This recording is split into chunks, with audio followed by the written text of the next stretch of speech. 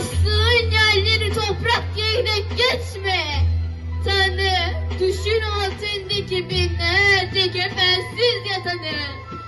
Sen şehit oğlusun, incitme, yazıktır atanı. Verme dünyaları alsan da bu cennet vatanı.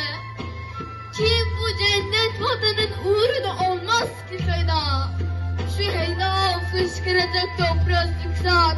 Şüheda canı, cananı, bütün varımı alsın da hüda. Etmesin tek vatanımdan beni dünyada cüda. Ruhumuz senden ilahi, şudur ancak ebedi. Değmesin mabedimin göğsüne namahrem edi. Ezanlar ki şehadetleri dinin temeli. Ebedi yurdumun üstünde benim illemelim. O zaman beş bin secde eder. Varsa taşım, her cerihamdan ilahi, boşanım kanlı yaşım. Fışkırır ruhi mücerret gibi yerden naşım.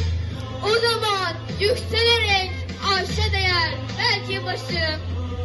Dalgalan sende şafaklar gibi ey şanlı hilal. Olsun artık dökülen kanlarımın hepsi helal.